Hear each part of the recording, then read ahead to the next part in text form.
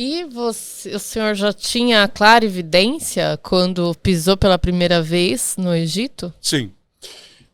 Desde criança, meus pais eram muito católicos. Eu fui criado dentro da Igreja Católica e dentro de um seminário.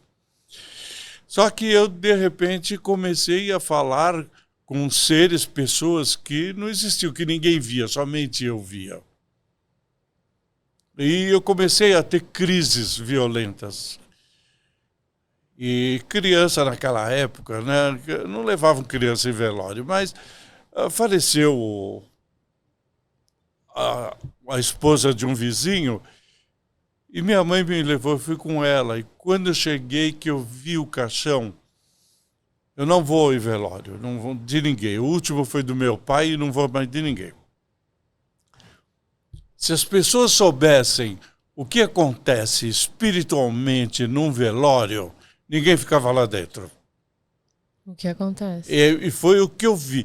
Olha, do caixão sai um tipo de uma espuma densa, preta, com umas coisas vermelhas, verde, e elas escorrem do caixão e vão caindo.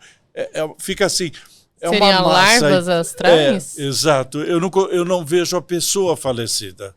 Eu vejo essa espuma. Então, e isso, quando eu vi a primeira vez, imagina você, uma cabecinha de 8 anos, isso faz muito tempo, foi há 70 anos atrás, eu tive uma crise violenta. Então, todo mundo falava que eu estava louco, que eu era louco, que eu tinha problemas mentais, né?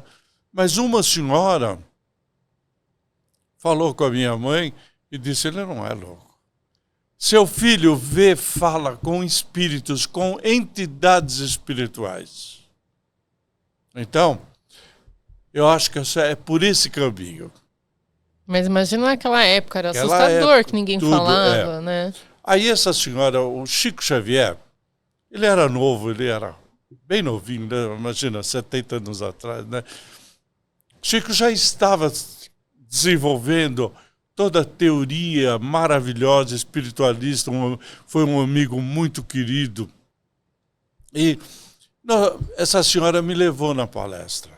E eu, com ela, ficamos assim meio escondidinho, porque ia todo mundo escondido. Mas ia escondido. E eu percebi que Chico Xavier olhava muito para mim. E quando terminou a palestra, a maioria das coisas que ele falou eu não entendi, porque eu era muito criança.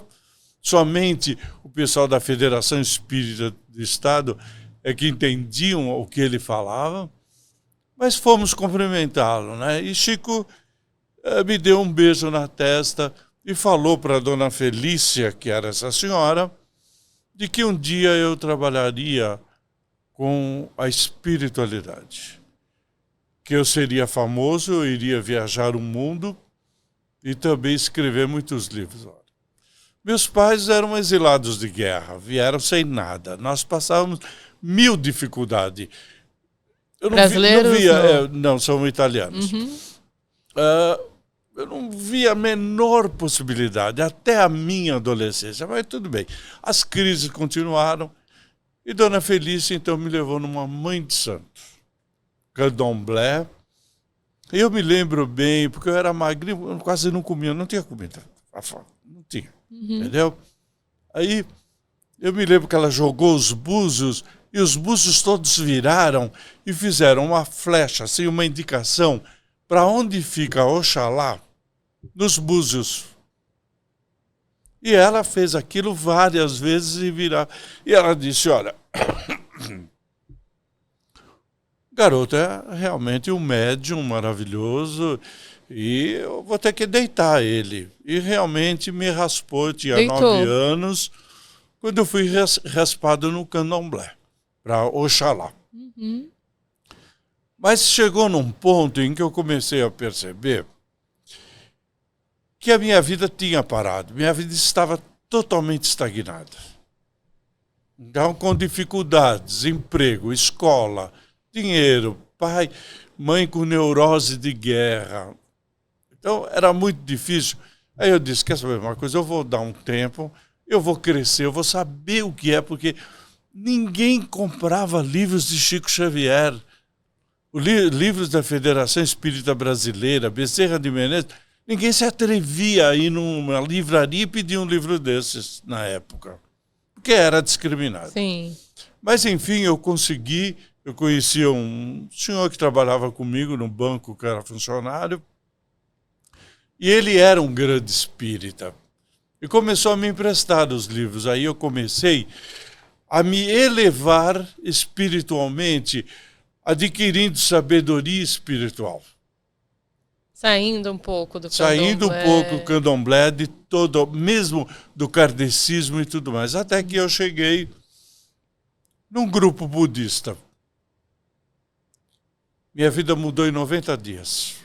Sério? 90 dias. É o budismo que eu professo.